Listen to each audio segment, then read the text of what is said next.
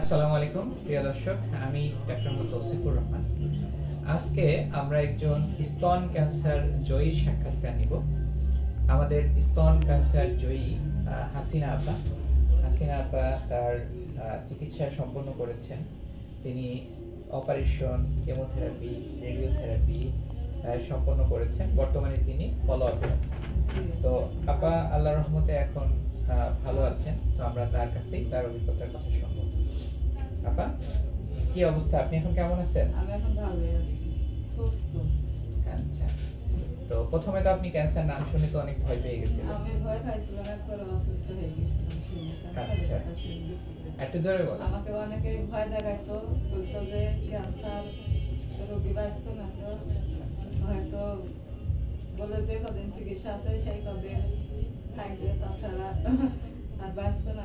এরকম ভয় দেখাতো, আমার ভয় লাগতো। এখন পুরোপুরি সুস্থ, এখন আর আমার কোনো অসুবিধা লাগে না, আর ভয়ও লাগে না। এখন আর ভয় লাগে না? জি না।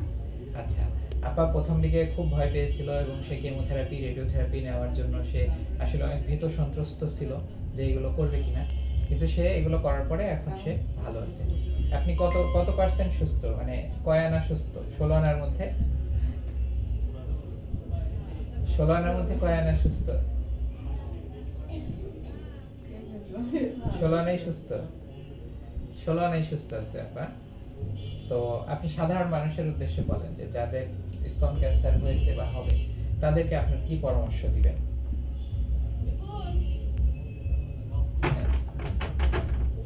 চিকিৎসা হলে সারি যাবে, ভয় পাওয়ার কোনো কারণ নাই।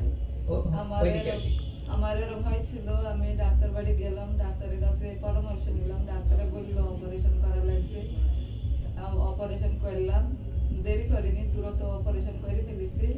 তারপরে বললো কেমন দেওয়া লাগবে, কেমন দিলাম, কেমন দেওয়ার পরে থেরাপি দিলাম। থেরাপি দেওয়ার পরে এখন আমি পুরোপুরি সুস্থ, আর আমার কোনো অসুবিধা নেই। আচ্ছা, ঠিক আছে। প্রিয় দর্শক, আপার কাছে আমরা অনেক অনুপ্রেরণামূলক কথা শুনলাম।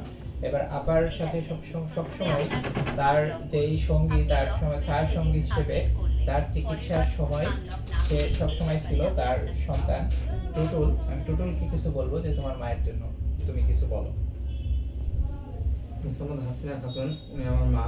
উনি গত 1 বছর আগে স্তন ক্যান্সারে আক্রান্ত হয়। আমরা তৌসিফুর রহমান স্যারের শরণাপন্ন হই। তারপরে উনি আমাদেরকে চিকিৎসার জন্য কেমো দেওয়ান এবং কেমোর পরে আমরা বগুড়ায় গিয়ে রেডিওথেরাপি নিয়ে আমার মা এখন সম্পূর্ণ সুস্থ।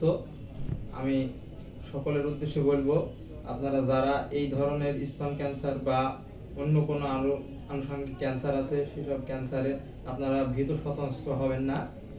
আপনারা দ্রুত ডাক্তারের শরণাপন্ন হবেন এবং ক্যান্সারের যে চিকিৎসা আছে তা নেবেন। আপনারাও সুস্থ হয়ে যাবেন ইনশাআল্লাহ। ধন্যবাদ টুটুলকে, ধন্যবাদ আমাদের হাসিনা আপাকে।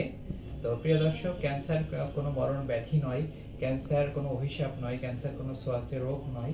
ক্যান্সার থেকেও মুক্তি পাওয়া সম্ভব। ক্যান্সারের চিকিৎসার জন্য আমরা দেরি না করে দ্রুত চিকিৎসকের শরণাপন্ন হব এবং দ্রুত দেশেই ক্যান্সারের চিকিৎসা গ্রহণ করব। তাহলে আমরা ইনশাল্লাহ ক্যান্সার থেকে সুস্থ হয়ে যাব। তো সবাইকে অসংখ্য ধন্যবাদ। আসুন আমরা নিজে সচেতন হই, পরিবার এবং সমাজকে সচেতন করি। আপনার সকলের ঐকান্তিক প্রচেষ্টায় দূর হোক ক্যান্সার চিকিৎসার সকল অন্তরায়। সবাই ভালো থাকবেন। আসসালামু আলাইকুম।